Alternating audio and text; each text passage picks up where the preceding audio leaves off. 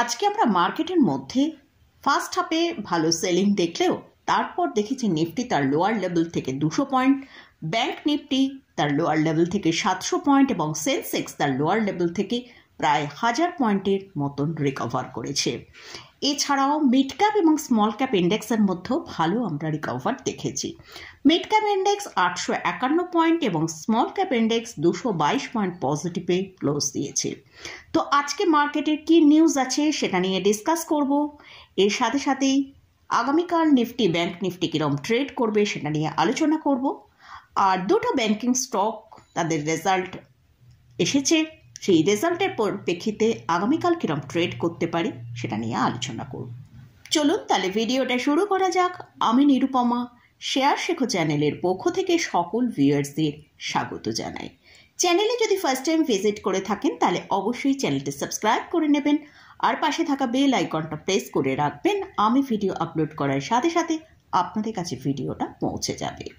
আর ভিডিওটা যদি ভালো লাগে অবশ্যই লাইক এবং শেয়ার করতে ভুলবেন না। তো মার্কেটে আগে কি নিউজ আছে সেটা নিয়ে ডিসকাস করব।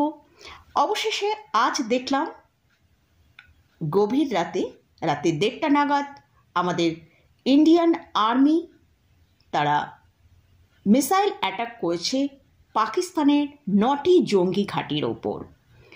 এই অ্যাটাক হবে সেটা আমরা সকলেই জানতাম, কিন্তু কবে হবে সেটাই আমাদের অজানা ছিল। কারণ 22শে এপ্রিল পেহেলগাঁওয়ে যে জঙ্গি হানার 26 জন নিরীহ পর্যটকের প্রাণ হারিয়েছিল, তারই পরিপ্রেক্ষিতে আজকে আমাদের ইন্ডিয়ান আর্মিরা পাকিস্তানের মাটিতে 9টি জঙ্গি ঘাঁটিকে তারা আজকে মিসাইল অ্যাটাক পর মিসাইল অ্যাটাক করে গুড়িয়ে দিয়েছে। এতে জঙ্গিরা অনেকেই মৃত হয়েছেন এবং অনেকে আহত হয়েছেন। এই অ্যাটাকের নাম তারা অপারেশন সিন্দুর রেখেছে, কারণ পেহেলগাঁওয়ে যে 22শে এপ্রিল যে জঙ্গিরা যে অ্যাটাক করেছিল সেখানে কিন্তু বেছে বেছে পুরুষদেরকে গুলি করা হয়েছিল এবং তারই ফলে বহু মহিলার সিন্দুর মুছেছে। তো তাই জন্যে এই অ্যাটাকের নাম অপারেশন সিন্দুর রাখা হয়েছে। দেখুন, আমরা কেউই কিন্তু যুদ্ধ চাই না, কারণ যুদ্ধ যে কোনো দেশের পক্ষেই কিন্তু একটা ক্ষতি হতে পারে, ক্ষতিকারক, কারণ সেখানে তার ইকোনমির ওপর একটা এফেক্ট পড়ে। এছাড়াও যারা বিদেশিরা এখানে বিজনেস করার জন্য আসে তাদের কিন্তু বিজনেস মেন্টালিটির ওপর একটা চাপ পড়ে। তারা যে ইনভেস্টমেন্টটা করে সেখানে কিন্তু তাদের একটা ইনভেস্টমেন্ট উইথড্র করতে পারে বা বিজনেস কিছুদিনের জন্য বন্ধ করে দিতে পারে, এরকম একটা সিচুয়েশন তৈরি হয়। তাই আমরা যুদ্ধকেই চাই না, কিন্তু যে ধরনের পেহেলগাঁওয়ে অ্যাটাক হয়েছিল জঙ্গি হানায় 26 জন নিরীহ পর্যটকের প্রাণ চলে গিয়েছিল, তার একটা উপযুক্ত শিক্ষার প্রয়োজন ছিল। সেটাই কিন্তু আজ গভীর রাতে আমাদের ইন্ডিয়ান আর্মিরা পাকিস্তানের 9টি জঙ্গি ঘাঁটির ওপর তারা মিসাইল অ্যাটাক করে তাদের উচিত জবাবটা দিয়েছে। এখানে কিন্তু কোনো মিলিটারি ফোর্সের ওপর নয়, কোনো সাধারণ মানুষের ওপর, পাকিস্তানে যেসব সাধারণ মানুষরা রয়েছে বা মিলিটারি ফোর্স রয়েছে তাদের ওপর কিন্তু অ্যাটাক করেনি। বেছে বেছে যেসব জঙ্গিদের ঘাঁটি রয়েছে সেই সব জঙ্গি ঘাঁটির ওপর অ্যাটাকটা করেছে। তো যাই হোক, এই অ্যাটাকে, এই সিঙ্গল অ্যাটাকেই যদি ম্যাটারটা শেষ হয়ে যায় তাহলে ঠিক আছে। আর যদি পাকিস্তান মনে করে তারা এর বিরুদ্ধে আবার ইন্ডিয়ার ওপর অ্যাটাক করবে তাহলে হয়তো যুদ্ধের একটা বাতাবরণ তৈরি হতে পারে। তো আমরা সেটাই দেখব আগামী দিনে কি হতে চলেছে। আমরা যদি একটু প্রিভিয়াস কিছু বছর আগে যাই, সেখানে 2016-এ আমরা দেখেছিলাম যে একটা সার্জিক্যাল অ্যাটাক হয়েছিল। তখন মার্কেট 156 পয়েন্ট নিচে এসেছিল সেই দিনকে।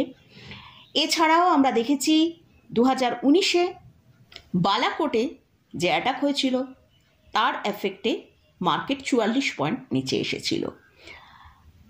তো এবং সেখানে আমরা দুটো ক্ষেত্রেই দেখেছি মার্কেট কিন্তু সেখান থেকে আবার ভালো রিকভার করেছে।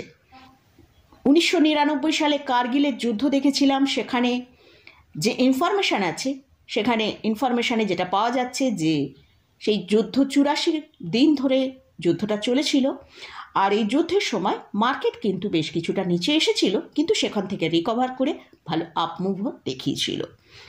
তো এই যদি যুদ্ধের বাতাবরণ এখানেই শেষ হয়ে যায়, কারণ পাকিস্তান বলেছে যে তাদের এই যে মিসাইল অ্যাটাক হয়েছে তাতে কিন্তু তাদের সেভাবে কোনো প্রভাব পড়েনি।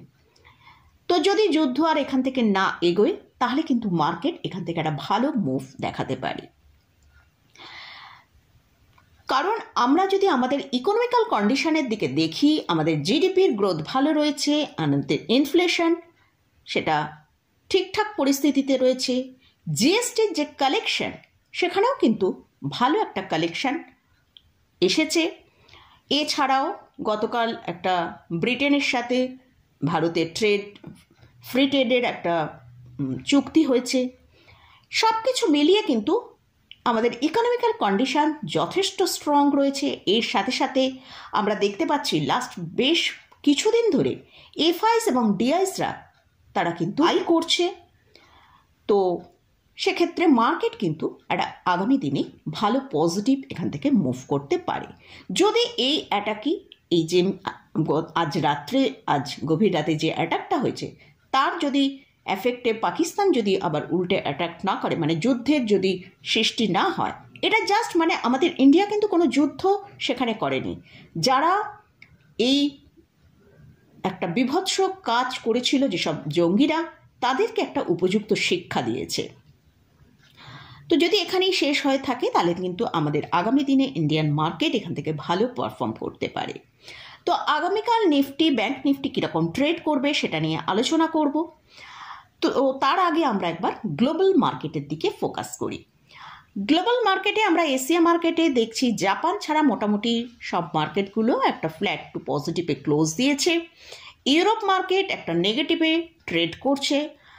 আর ইউএস মার্কেটে আজকে ফেডের মিটিং আছে, তার জন্য কিন্তু ডাউন জোনের ফিউচার 330 পয়েন্ট নেগেটিভে ট্রেড করছে। তো আগামীকাল আমাদের ইন্ডিয়ান মার্কেট কিরম ট্রেড করতে পারে সেটা নিয়ে আলোচনা করব। তো আজকে আমাদের মার্কেট ওপেন হয়েছিল 24,233-এ, লো করেছিল 24,220, অর্থাৎ লোয়ার লেভেল থেকে নিফটি কিন্তু যখন ক্লোজিং টাইমে আমরা ক্লোজ পেয়েছি 200 পয়েন্টের রিকভার করেছে, ক্লোজ পেয়েছি আমরা 24,414-এ। আজকে ইন্টারডে বেসিসে নিফটিতে আমরা দেখেছি নিফটির যেটা স্ট্রং সাপোর্ট 24,300 তাকে ব্রেক করেছিল, কিন্তু ক্লোজিং টাইমে আমরা তার অনেকটা ওপরেই কিন্তু ক্লোজ পেয়েছি। তাই এখন মার্কেটের জন্য নিফটিতে যেটা স্ট্রং সাপোর্ট রয়েছে সেটা হচ্ছে 24,250 থেকে 24,300, এটা একটা স্ট্রং সাপোর্ট আছে। যদি আগামীকাল নিফটি ওপরের দিকে 24,450-এর ওপর ট্রেড করতে থাকে তাহলে ওপরের দিকে আমরা 24,500 থেকে 24,550 পর্যন্ত মুভ করতে পারি। আর যদি কোনো কারণে নিফটির মধ্যে মানে যেহেতু আজকে ফেডের মিটিং আছে, হয়তো আমরা ডাউন জোনে একটা যদি নেগেটিভে ক্লোজ পাই, বড় কোনো নেগেটিভে ক্লোজ পাই, তাহলে হয়তো আমাদের ইন্ডিয়ান মার্কেট আগামীকাল হয়তো একটা গ্যাপ ডাউন ওপেন হতে পারে। তো যদি গ্যাপ ডাউন ওপেন হয় সেটা কিন্তু আমাদের কাছে একটা ভালো অপরচুনিটি হতে পারে। তো নিফটিকে আমরা যদি দেখি 24,300-র কাছাকাছি পাওয়া যাচ্ছে, 24,280 থেকে 300 এই জায়গাটায় যদি পাওয়া যায় এটা কিন্তু একটা বাই অপরচুনিটি হতে পারে। অবশ্যই এর জন্য সাপোর্টটা মেনটেন করছে কিনা সেটা আমাদের দেখতে হবে। তো আর যদি নিফটি 24,200-র নিচে ট্রেড করতে থাকে তবেই কিন্তু নিফটির মধ্যে ভালো সেলিং আসতে পারে। তো এটা গেল নিফটি নিয়ে আলোচনা করলাম। এবারে আসছি ব্যাংক নিফটি। ব্যাংক নিফটি আজকে কিন্তু নিফটির থেকেও ভালো রিকভার দেখিয়েছে। ব্যাংক নিফটি আজকে ক্লোজ দিয়েছে 54,684-তে। তো যদি ব্যাংক নিফটি 54,650-এর ওপর ট্রেড করে সাস্টেন করতে পারে তাহলে ওপরের দিকে আমরা ব্যাংক নিফটিকে 54,900 থেকে 55,000 পর্যন্ত আপসাইড দেখতে পারি। আর যদি ব্যাংক নিফটি 54,500 লেভেলকে ব্রেক করে নিচে আসে তাহলে আবারও আমরা ব্যাংক নিফটিতে 54,000 থেকে 53,900 পর্যন্ত নিচের দিকে আসতে দেখতে পারি। তো এটা গেল নিফটি এবং ব্যাংক নিফটি নিয়ে আলোচনা করলাম। এবারে আসছি দুটো স্টক নিয়ে আলোচনা করব, দুটো ব্যাংকিং স্টক নিয়ে আলোচনা করছি। একটা হচ্ছে পিএনবি আর একটা হচ্ছে কানাড়া ব্যাংক। ফার্স্ট হচ্ছে পিএনবি। পিএনবির এখন যেটা সাপোর্ট রয়েছে সেটা হচ্ছে 92 টাকা 70 পয়সা। যদি এই সাপোর্টের নিচে ট্রেড করে তাহলে ইমিডিয়েট স্টকটা নিচের দিকে 89 টাকা 80 পয়সা পর্যন্ত নিচের দিকে আসতে পারে। আর যদি এই সাপোর্টটা মেনটেন করতে পারে, 92 টাকা 70 পয়সার সাপোর্টটা মেনটেন করে ওপরের দিকে যায়, তাহলে আমরা স্টকটাকে ওপরের দিকে ফার্স্ট হচ্ছে 99 টাকা, সেকেন্ড 100 এবং লাস্ট হচ্ছে 104 টাকা পর্যন্ত আপসাইড দেখতে পেতে পারি। নেক্সট আসছে কানাড়া ব্যাংক। কানাড়া ব্যাংকের কারেন্ট প্রাইস চলছে 93 টাকা 87 পয়সা। এই স্টকের যেটা সাপোর্ট রয়েছে 89 টাকা 90 পয়সা হচ্ছে একটা স্ট্রং সাপোর্ট আছে। যদি এটা ব্রেক করে স্টকটা নিচের দিকে 85 টাকা পর্যন্ত আসতে পারে। আর যদি এই সাপোর্টটা হোল্ড করতে পারে তাহলে ওপরের দিকে স্টকটাকে আমরা 97 টাকা থেকে 102 টাকা পর্যন্ত একটা আপসাইড দেখতে পেতে পারি। কানাড়া ব্যাংকের এখন যে আরএসআইটা ট্রেড করছে সেটা 49 টাকা 75 পয়সার কাছে ট্রেড করছে।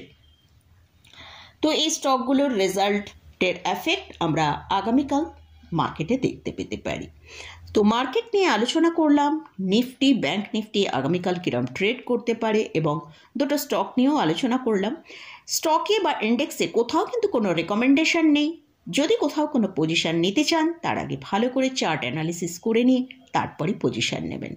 তো মোটামুটি আজকের মতন ভিডিওটা এখানেই শেষ করছি। ভিডিওটা যদি ভালো লাগে অবশ্যই লাইক করবেন, শেয়ার করবেন, সাবস্ক্রাইব করবেন। ধন্যবাদ।